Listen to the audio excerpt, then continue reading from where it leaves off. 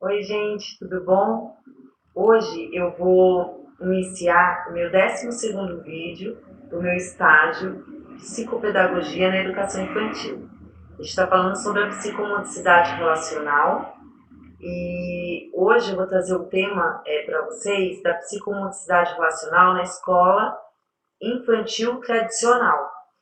Então, para quem não sabe, eu vou abrir os slides para entender melhor do que se trata esses vídeos e um pouquinho sobre o meu estágio.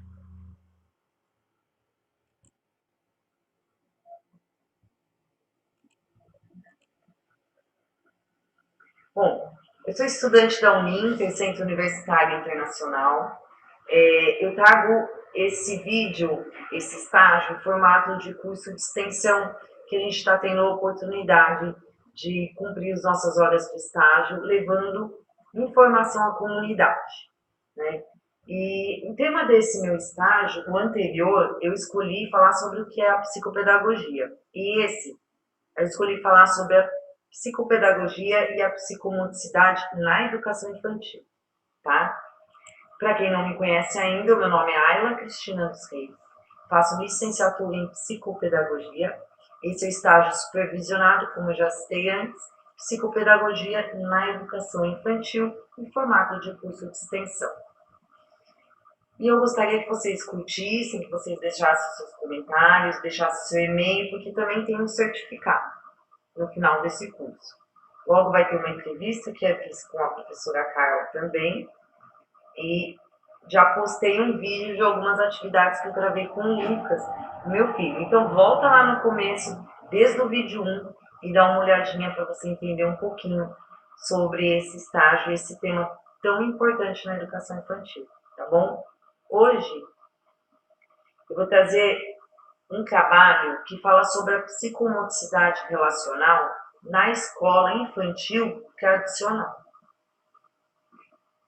Bom, um resumo desse trabalho é que ele visa apresentar e refletir por meio da realização de um estudo de caso, experiências de como a psicomotricidade relacional ela pode auxiliar na melhoria da qualidade no trabalho realizado em escolas de educação infantil tradicional, visando um avanço na condição das relações ali estabelecidas. O interesse em questão foi o de possibilitar que crianças que utilizem de seu corpo e do corpo do colega nesta etapa de conhecimento e conquistas emocionais, motoras e cognitivas, favorecendo a qualidade nas relações já existentes e facilitando o estabelecimento de outras. O estudo de caso apresentou mudanças nos relacionamentos e nas estratégias de contato feitas pelas crianças, mudanças de comportamento, favorecendo o desenvolvimento cognitivo, social e afetivo. Devido à diversidade de crianças que frequentam a escola de educação infantil pública, o número e a qualidade de relações também são variados, fazendo-se necessário a utilização de instrumentos e estratégias diversas para auxiliar no desenvolvimento e na melhoria dessas relações, influenciando em todos os aspectos do desenvolvimento da criança, que se utiliza do corpo como objeto para promover essa relação com o mundo.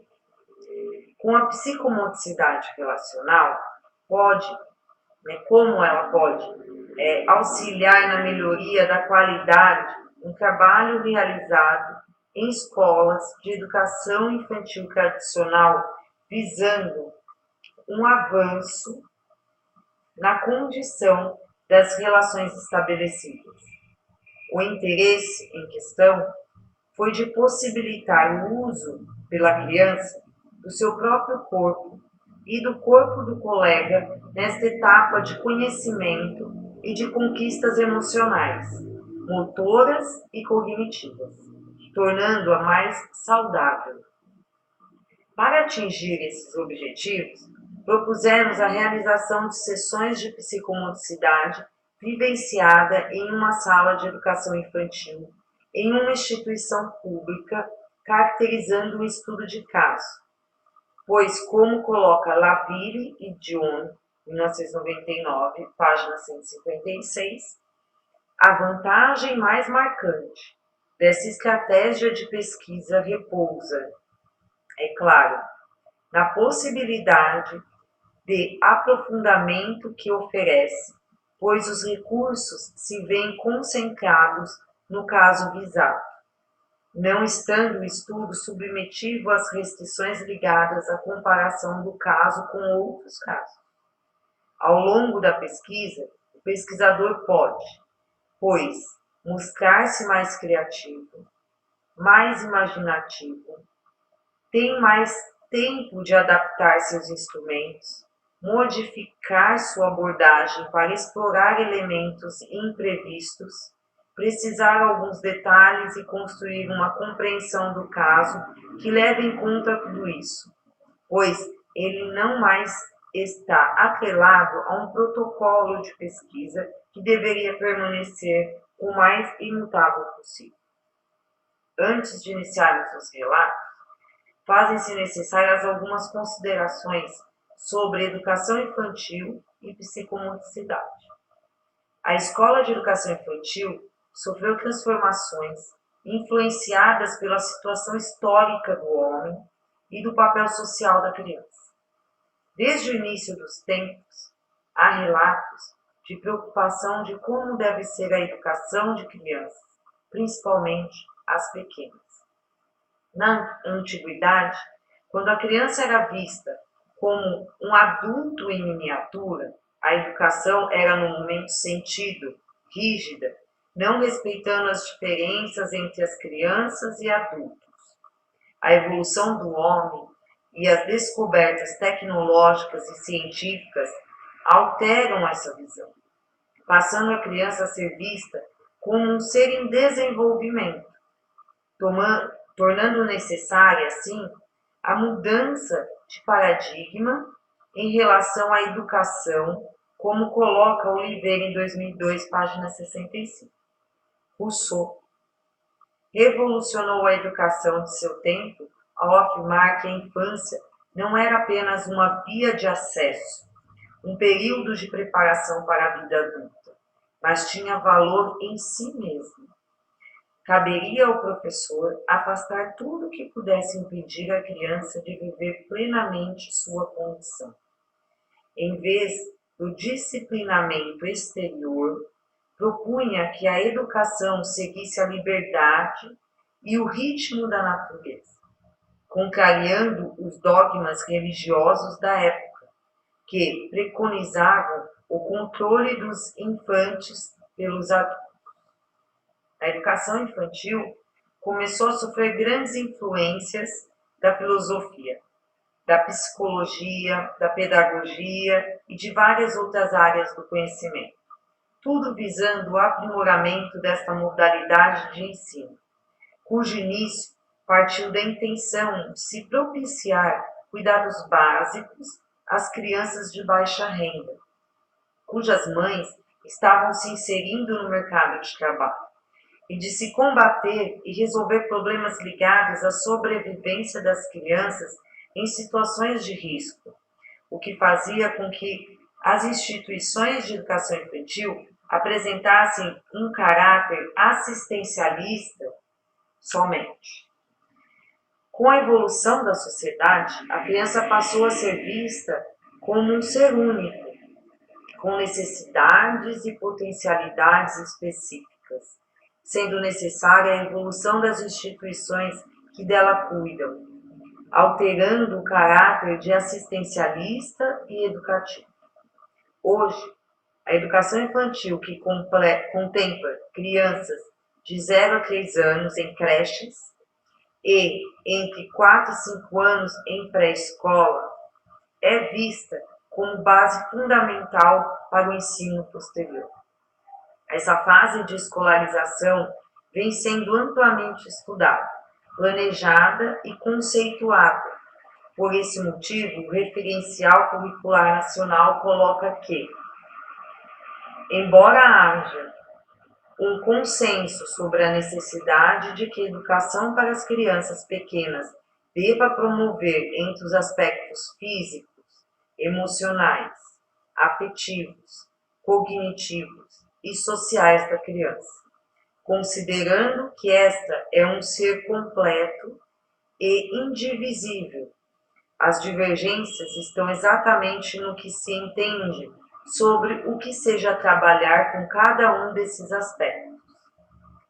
A partir da visão de que criança, como um ser completo, e do respeito à sua individualidade, ela vem sendo inserida em um contexto escolar com objetivos, conteúdos e metodologias diferenciadas, com característica mais lúdica, incorporando a essas metodologias aquilo que a criança mais gosta de fazer: brincar. Conforme postulado no Referencial Curricular Nacional, as brincadeiras de faz de conta, os jogos de construção e aqueles que possuem regras, como os jogos de sociedade, também chamados de jogos de tabuleiro, jogos tradicionais, didáticos, corporais, etc., propiciam a ampliação dos conhecimentos infantis por meio da atividade lúdica.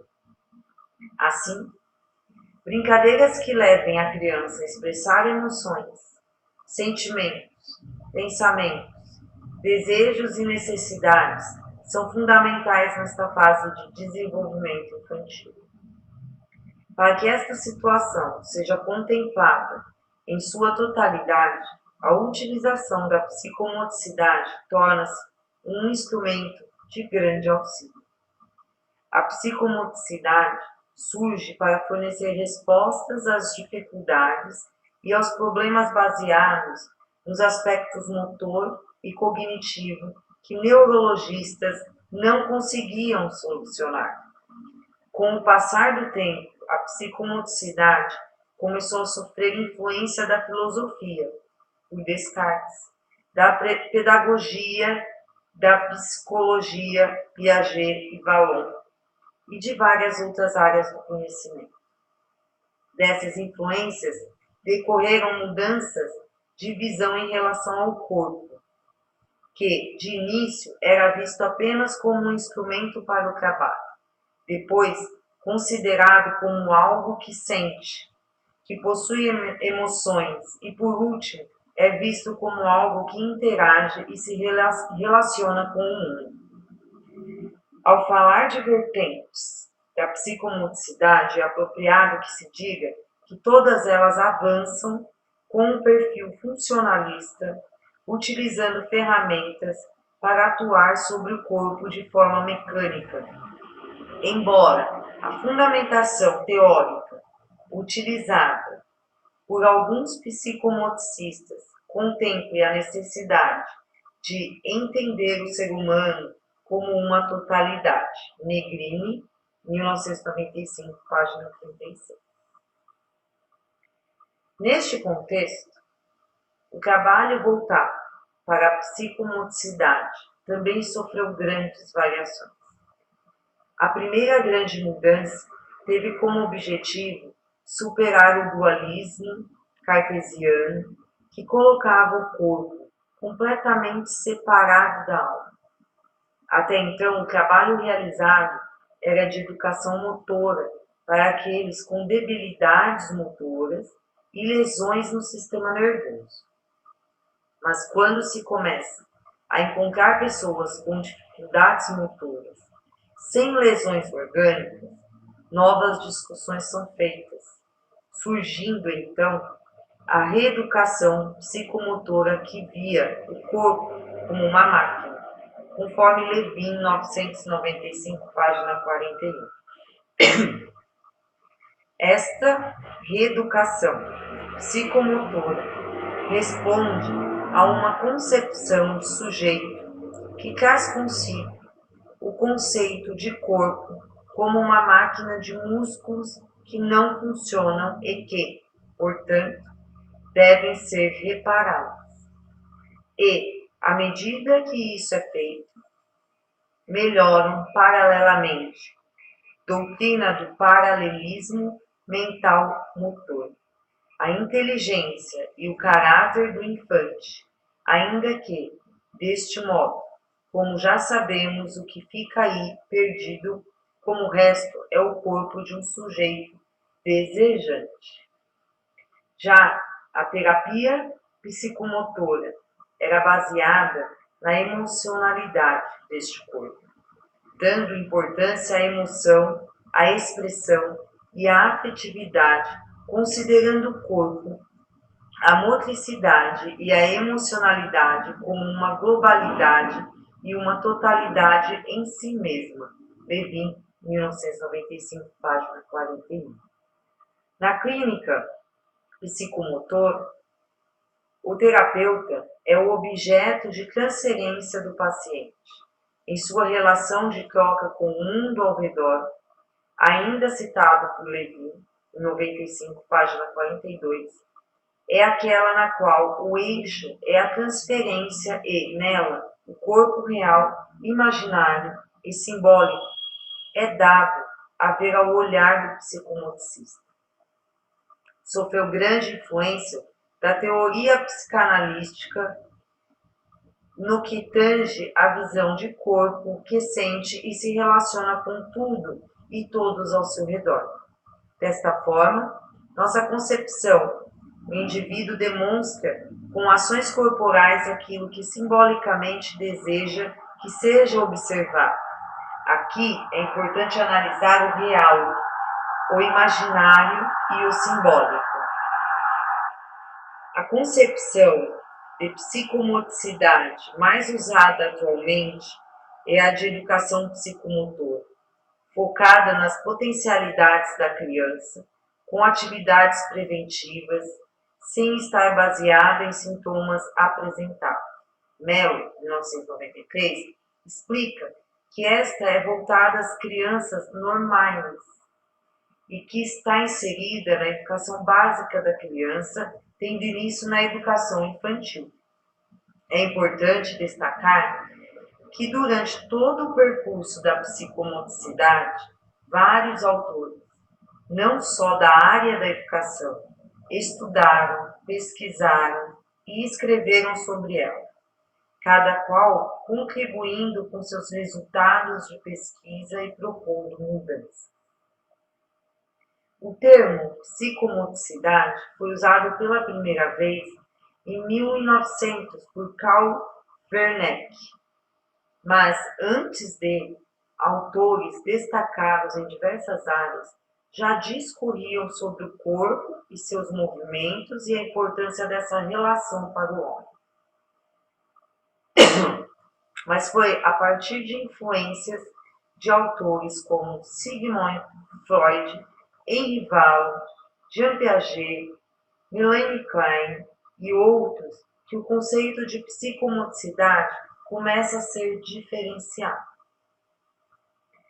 A psicomotricidade passa por várias mudanças de paradigma e o que de início era para ser utilizada como efeito de cura de síndromes motoras, passa por momentos em que se baseia em testes psicomotores, até ser percebida como um instrumento de observação e intervenção da relação entre desenvolvimento motor, a afetividade e a inteligência, sendo conceituada pela Sociedade Brasileira de Psicomotricidade como a ciência que tem como objetivo de estudo o homem por meio de seu corpo em movimento em relação ao seu mundo interno e externo. Está relacionada ao processo de maturação, onde o corpo é a origem das aquisições cognitivas, afetivas e orgânicas. É sustentada por 3 conhecimentos básicos: o movimento, o intelecto e o afeto. Psicomotricidade, portanto, é um termo empregado para uma concepção de movimento organizado e integrado, em função de suas experiências vividas pelo sujeito, cuja ação é resultante de sua individualidade, sua linguagem e sua socialização. Hoje, podemos dividir a psicomotricidade em duas vertentes, a funcional e a vivenciada. O trabalho psicomotor funcional pode ser dividido em 8 fundamentos que, mediante a utilização de aspectos lúdicos, são imprescindíveis para o desenvolvimento infantil. Quais seriam? Esquema corporal, lateralidade, organização espaço-temporal, tonicidade e equilíbrio, capacidades perceptivas, coordenação motora global, coordenação motora fina, coordenação visomotora manual e pedal. O esquema corporal tem por objetivo o reconhecimento do corpo e de suas possibilidades. É a consciência do próprio corpo, de suas partes, com movimentos corporais, das posturas e das atitudes, enquanto que a tonicidade e o equilíbrio referem-se à adequação quanto à tensão dos músculos para promover movimento. Mello, 93, página 39, coloca que tonicidade é uma tensão dos músculos, pela qual as posições relativas das diversas partes do corpo são corretamente mantidas e que se opõe às modificações passivas dessas posições. É uma atividade, segundo Leboeuf, primitiva e permanente do músculo. Equilíbrio, com base nas definições de Tubino e Mainel e Chabel, é a capacidade de manter-se sobre uma base reduzida de sustentação do corpo através de uma combinação adequada de ações musculares e sob influência de forças externas. Já a lateralidade tem como função a definição de dominância lateral da criança. É o uso que a pessoa faz de uma das duas partes do seu corpo.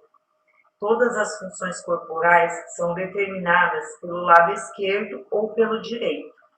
Não se trata se a pessoa será destra ou canhota, mas sim dos hemisférios do cérebro. A organização espaço-temporal tem a ver com a colocação do corpo no espaço, sua localização em relação a si mesmo e aos outros, conforme explicado por Hurtado, 91, página 83. Organização espacial é a capacidade de situar-se e orientar-se a si próprio, localizar outros e objetos num determinado espaço. É ter noção dos acontecimentos de direção, acima, abaixo, lados direito e esquerdo, frente e atrás, distância, longe, perto, longo, curto. Basicamente isso. Organização temporal, capacidade de avaliar intervalos de tempo e de estar ciente dos conceitos de tempo. As capacidades perceptivas estão relacionadas aos sentidos, responsáveis pelas sensações e experiências que proporcionam a aprendizagem. Filho, 2001, os descreve como aquisição de conhecimentos por meio de impressões sensoriais do mundo exterior e do próprio corpo. É o fenômeno de captar, distinguir, associar e interpretar as sensações. Ainda de acordo com o autor, essas sensações são percebidas da seguinte forma: a. Visual. Trata-se da percepção de objetos, formas, comprimentos, quantidades, tamanhos, orientações, situações, pessoas, cores, espessuras e outros. B. Auditiva, distinção por meio do ouvido dos sons, ruídos, ritmos e tonalidades. Gustativa, verificação pelo gosto de diferentes sabores, doce, azedo, amargo, salgado e outros. D. Olfativa, identificação por meio do olfato de diferentes perfumes, odores e cheiros característicos. Termo tátil, interpretação das sensações térmicas e táteis relacionadas com formas, tamanhos, texturas, pesos, temperaturas e outros. A coordenação motora global, ela está voltada para a utilização dos músculos para promover movimentos amplos, envolvendo as grandes massas musculares.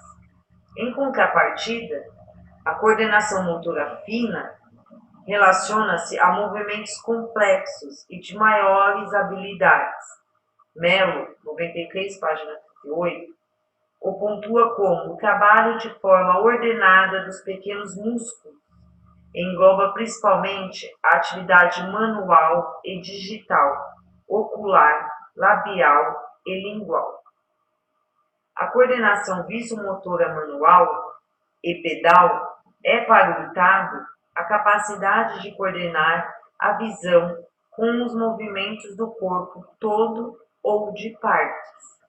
Influenciam na realização dos movimentos necessários ao andar, ao correr, ao arremessar, chegando até aos mais refinados, como cortar, bordar, desenhar e escrever.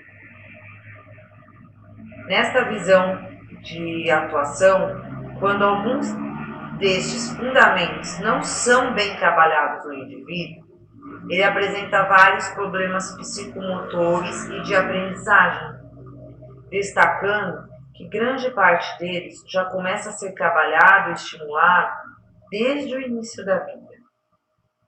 As principais características do trabalho voltado para a psicomotricidade funcional estão no fato da criança imitar o modelo do professor, não tendo escolha sobre o que irá fazer, tornando-se dependente, já que é o profissional quem dirige o programa e comanda as sessões. Isso torna a prática com um enfoque apenas no aspecto motriz, não valorizando as relações e evitando o contato corporal das crianças. Dentro do trabalho da psicomotricidade funcional, podemos destacar Alcouturier e Lapierre, professores de educação física franceses, que nas décadas de 70 e 80 favoreceram a mudança de paradigma ao implementar a psicomotricidade vivenciada. Essa ruptura, ela surge por meio da insatisfação de psicomotricistas funcionais que não se contentavam em ver o corpo somente como algo funcional, preocupavam-se com o corpo como um todo, situado no tempo e no espaço. O que mais caracteriza o trabalho psicomotor vivenciado é o fato de a criança possuir vários modelos. É ela quem decide a brincadeira, tornando-se mais independente e respeitada como um todo. O profissional assume uma postura de mediador, age e se relaciona com o meio, se integra a partir de suas experiências, vivências, que se iniciam já na relação mãe-filho. Nesta perspectiva, um corpo se situa, sente, age e se relaciona com o meio. Se integra a partir de suas experiências, vivências que se iniciam já na relação mãe-filho. Com o desenvolvimento dessa relação, é que o corpo começa a se perceber no espaço e perceber o outro, além de iniciar sua jornada de sensações, agradáveis ou não. Essas sensações deixam marcas no psíquico da pessoa, o que irá influenciá-la durante toda a sua vida. e que poderá ser expresso pela fala do adulto quando necessário. Para chegar a tal objetivo, Alcouturier e Lapierre baseiam-se na psicanálise e no jogo, conforme salienta Cabral no 2001, página 37. Partindo, então, da ideia de que o jogo é a expressão dos desejos inconscientes e de que pode expressar também as angústias, os psicanalistas começaram a se apropriar do brincar como um modo de abordagem psicoterápica das crianças. Caracterizado pelo prazer de brincar, o jogo livre, no qual a criança demonstra seus fantasmas, desejos e outros, permite a ela, de forma lúdica, trabalhar aquilo que a incomoda e a incorporar regras e conhecimento de forma espontânea, bem como expressar-se sem a preocupação de ser reprimida. Esse jogo deve ocorrer em um espaço específico e com um tempo disponível para a criança, sem restrições. O material pode variar de acordo com as sessões e a necessidade de cada criança, mas o principal material é o corpo. Este tem que estar disponível para as experiências que estão por vir. É fundamental a presença e disponibilidade do profissional, que tem como função observar, manter uma postura de escuta, estar aberto para o aluno e disponível tanto corporal como emocionalmente, pois ele também é objeto de troca. Conforme cita Cabral, o jogo se insere num diálogo ou pelo menos numa relação com o adulto que lhe concede uma significação social. É importante ressaltar que Alcouturier, que se baseia na teoria de Piaget, possui seções estruturadas, trabalha com o jogo sensório-motor, visando desenvolver o cognitivo, possui parâmetros de observação baseados no espaço, tempo, movimento e objeto. Lapierre baseia-se nos estudos de Vallon. Seu principal objetivo e experiência corporal do aluno privilegia o jogo simbólico, acreditando que crianças e adultos desenvolvem-se com a psicomotricidade. Para ele, toda ação e material utilizado tem grande simbolismo. Este estudo se baseia em Lapierre, na psicomotricidade relacional, preocupando-se com a prevenção e a saúde do indivíduo, além do desenvolvimento cognitivo, psicomotor e socioemocional. Para alcançar tais objetivos, são introduzidos jogos espontâneos, em que o corpo participa em todas as suas dimensões, privilegiando a comunicação não verbal, onde, através de situações lúdicas e dinâmicas, joga com o corpo em movimento, buscando induzir situações nas quais sejam expressos atos desencadeados por sentimentos, que somente mais tarde traduzirão em termos conscientes as emoções em que se originaram, ou seja, num primeiro momento de forma impulsiva e inconsciente, para depois chegar ao consciente. Vieira, Batista e Lapierre, 2005, página 40. Esta prática ela permite à criança entrar em contato com ela mesma e liberar seus desejos, prazeres, medos, ansiedades, comunicar-se consigo mesma e perceber o prazer de estar vivo. O objeto de estudo são as relações do indivíduo em qualquer faixa etária com o mundo social, emocional, psicológico. Para tanto, utiliza-se a expressão não verbal, produzida pelo corpo inserido nestas relações, o que fica claro no discurso de Vieira, Batista e Lapierre, quando colocam que é por meio de vivências corporais que vamos nos apropriando, da realidade para pouco a pouco ir construindo progressivamente nosso modo singular de estabelecer relações. O corpo é utilizado como instrumento, pois sua comunicação com o meio é carregada de componentes subjetivos facilmente decodificada por olhos atentos e preparados.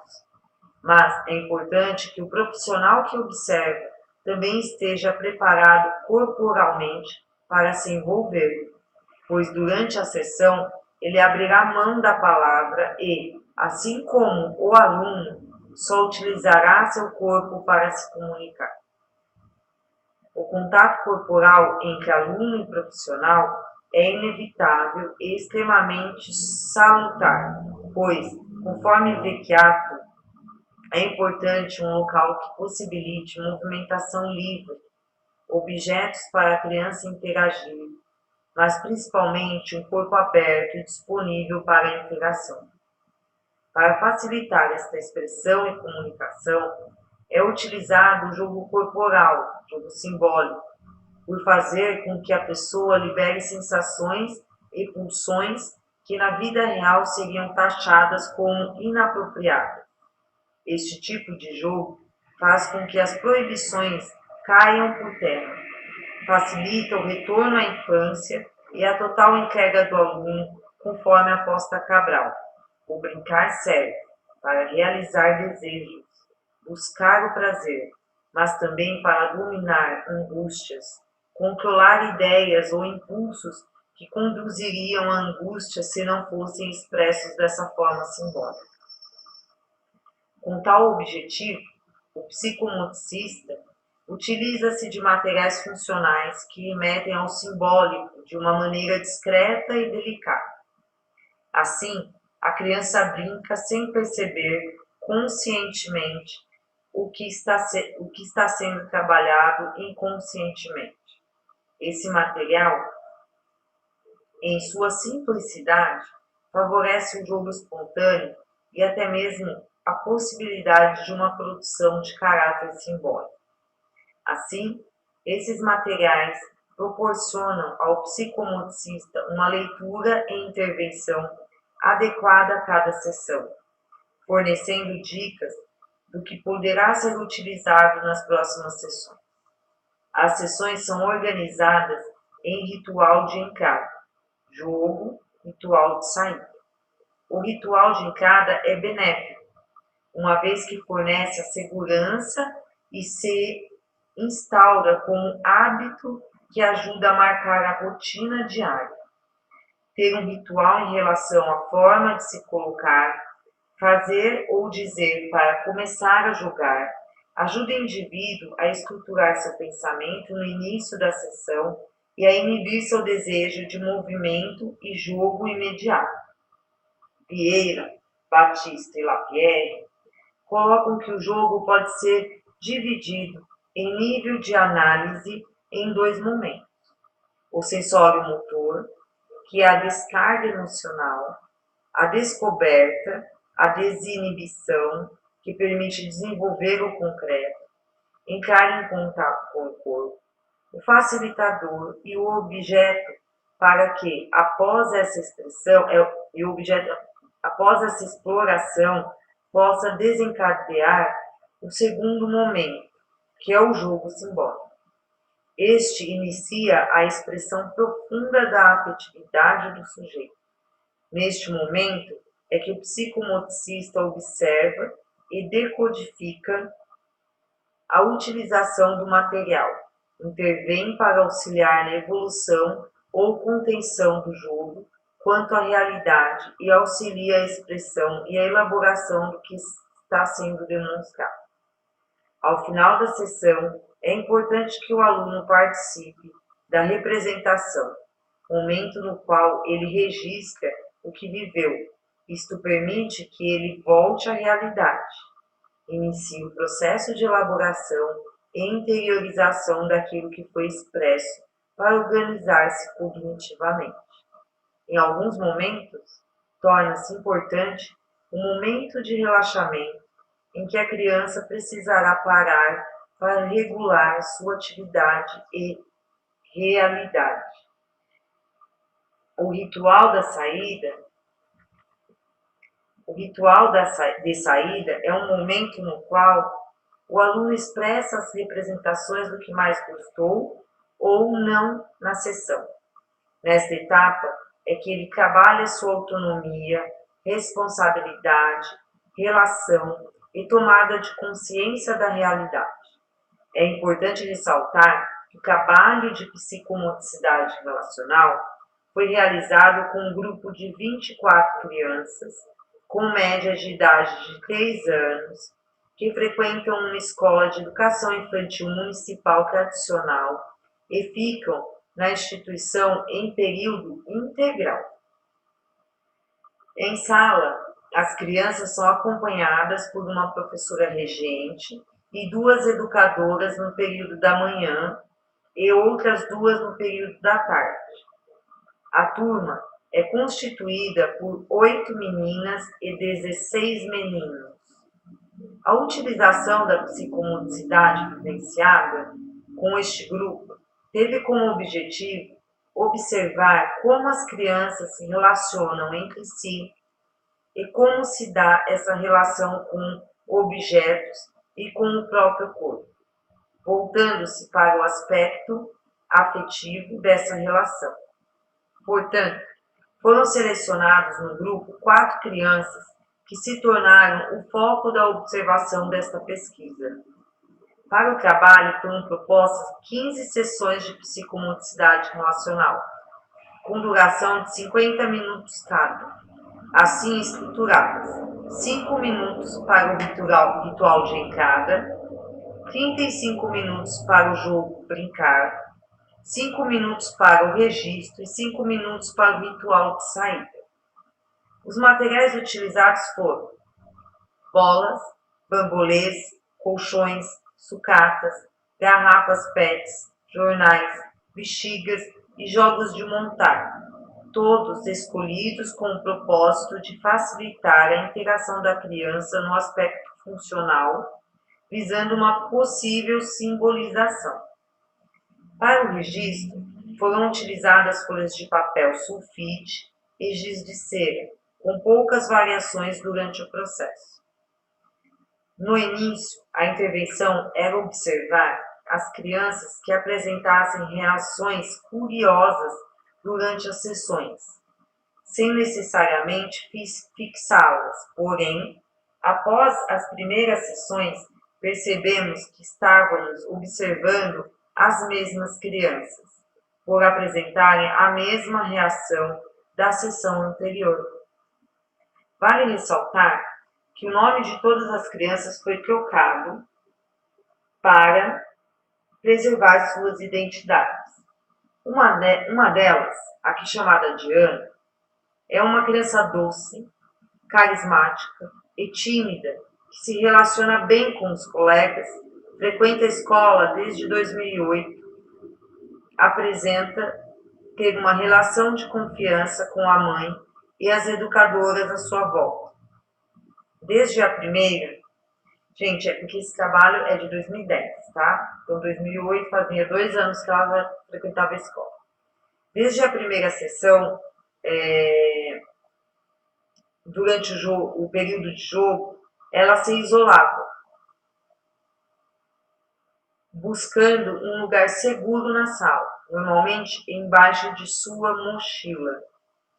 Não se relacionava com os colegas e muito pouco com os materiais disponíveis, e quando o fazia era sempre em seu aspecto funcional.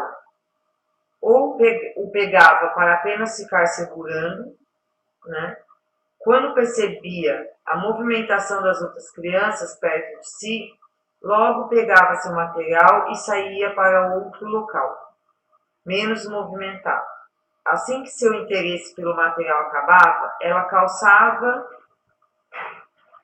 seu chinelo, demonstrando que queria que a sessão acabasse logo. Raramente aceitava brincar com os colegas e, quando fazia, era com os mais calmos, aqueles que sentavam para brincar. Durante o registro, Ana relatava desenhar o objeto de brinquedo, mas nunca o que havia brincado. Na conversa final, raramente falava. Quando questionada sobre o que havia brincado, ria e se encolhia toda. Só começou a falar por volta da 7ª sessão, mesmo assim, continuando a falar do brinquedo e nunca de como este havia sido utilizado por ela. Ao longo das sessões, suas reações pouco modificaram, assim como seu relacionamento em sala, sua timidez e seu distanciamento da agitação dos colegas. Ana apresentou dificuldades para explorar o material e o espaço para criar uma relação com o outro e insegurança para verbalizar. Como lembra Vecchiato, os espaços da sala eram utilizados por ela como refúgio, lugares com maior carga corporal do adulto. A utilização funcional do objeto e a não relação com o colega ficava perceptível na falta de verbalização, pois para ela, a sessão ainda não tinha um valor simbólico.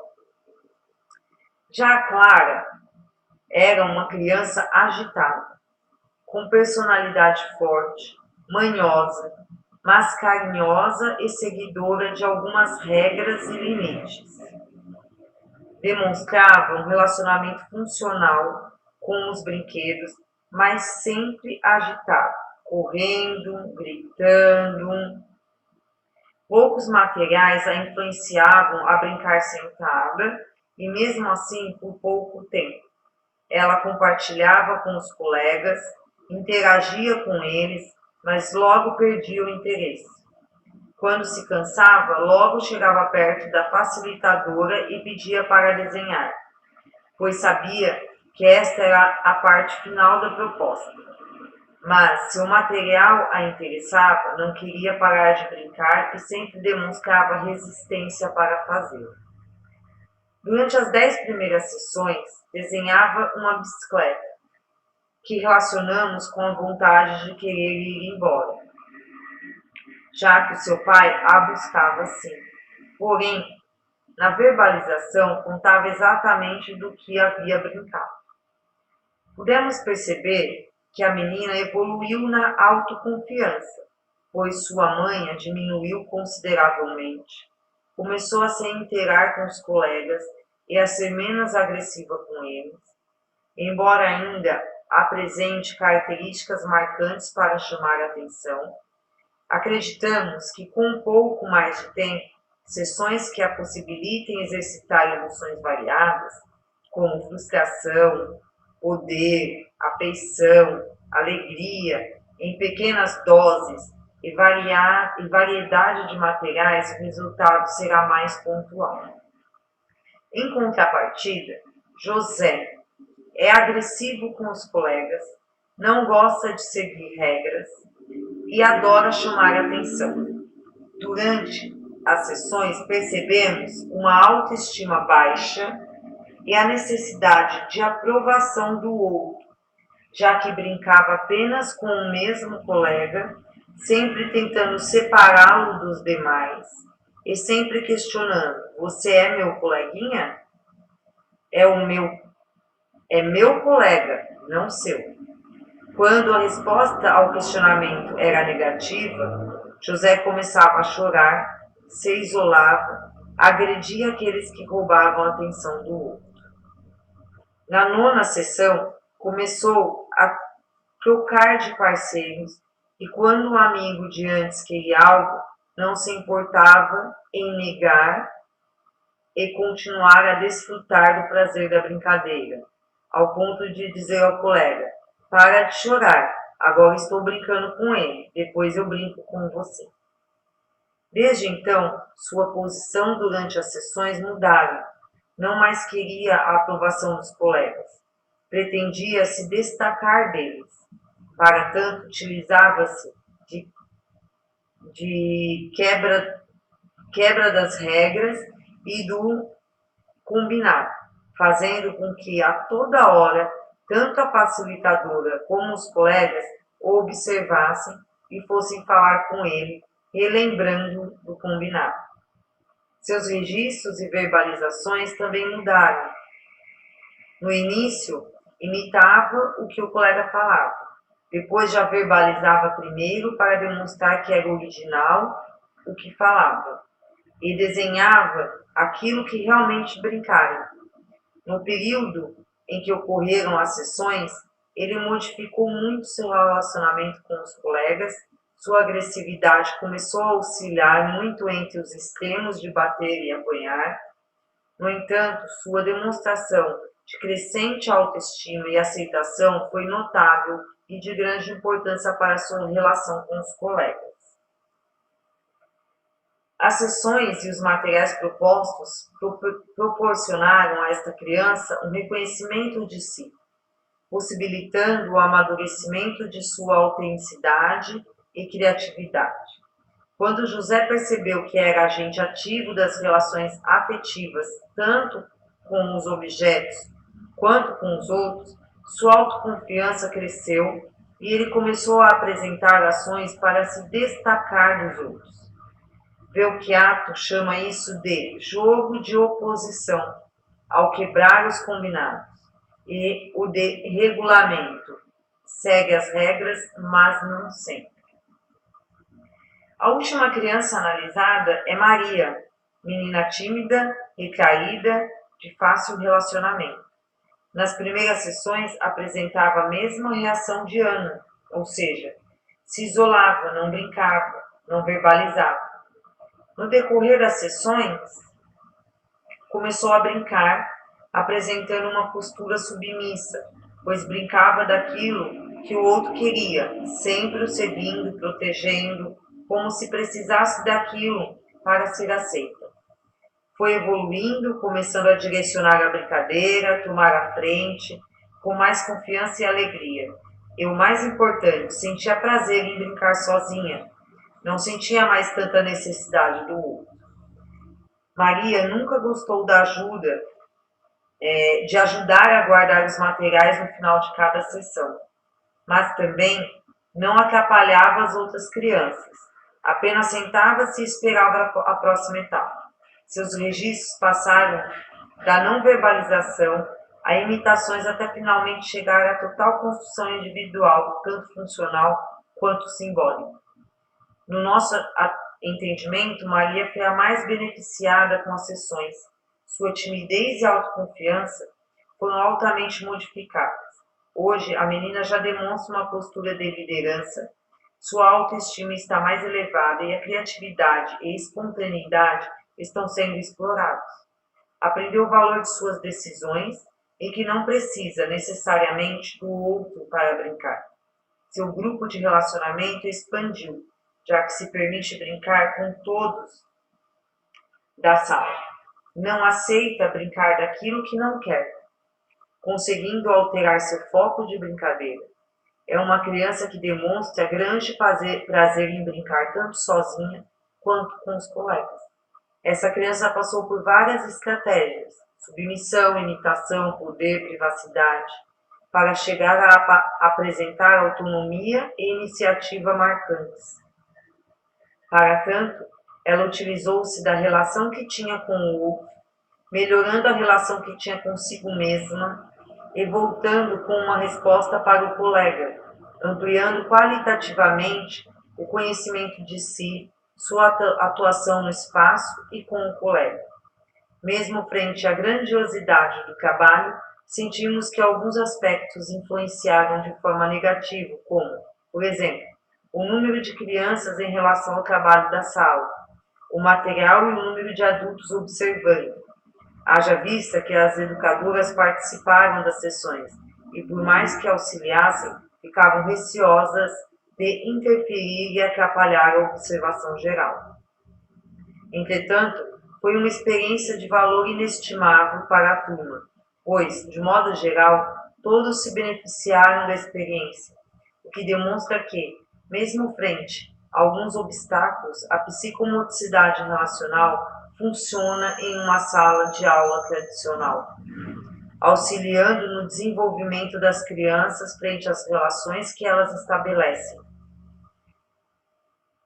viabilizando-os a conhecer o próprio corpo, suas dificuldades, habilidades, potencialidades e limitações para que, assim, a criança tenha facilitado seus relacionamentos futuros, que irão influenciar seu desenvolvimento em todos os aspectos, cognitivo, afetivo e social. As escolas de educação infantil é fundamental. Priorizam o trabalho funcional feito com criança, como se ela fosse um robô, executora de funções sociais, sem questionar o porquê e sempre de maneira impecável. Não sendo valorizada ou questionada, como a criança faz essas apreensões? O que essas apreensões causam a ela? Como fazer para que este aprendizado seja feito de forma satisfatória e prazerosa? A psicomotricidade relacional nos dá essa possibilidade, de forma lúdica, de entender quais as reais necessidades relacionais e afetivas das crianças, oportunizando espaços para que elas sejam trabalhadas e melhor desenvolvidas, tanto individual como socialmente. Utilizando um espaço restrito, materiais já existentes na escola e tendo o corpo como principal objeto, foi possível desenvolver um trabalho de psicomotricidade relacional na escola com resultados satisfatórios para todo o grupo. Houve um grande avanço nas relações estabelecidas no grupo, tanto no âmbito intrapessoal como no interpessoal, ficando evidente a ampliação dessas relações na turma como um todo. Porém, faz-se necessário a continuidade do trabalho, ampliando o número de sessões, pois todo o processo de crescimento e desenvolvimento demanda um tempo de vivência, internalizações e reelaborações desses indivíduos. E assim, nós terminamos esse texto que eu trouxe para vocês hoje. Esse texto é um trabalho que foi realizado pela Fabiane Diniz Oliveira Silva e a Helenice Maria Tavares. Tá? As palavras-chave dela: educação infantil, psicomotricidade relacional, relações e afetividade. Tá? Então tá aí o texto dela. Ela cita como referências aí Cabral, Ferreira, Filho, Tado, Laville, Dione, Lebouqui, Levin, Oliveira, Pecchiato, Lapierre, Batista e Vieira.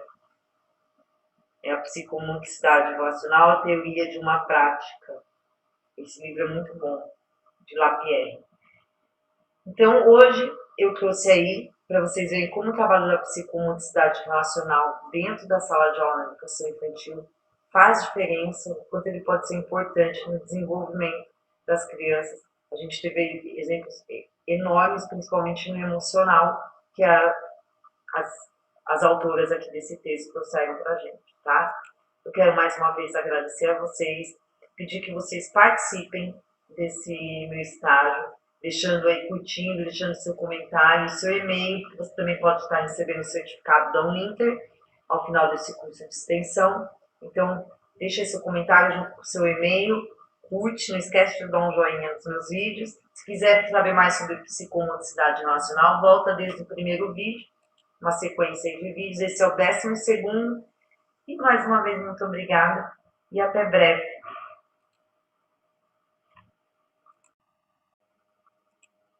Tchau!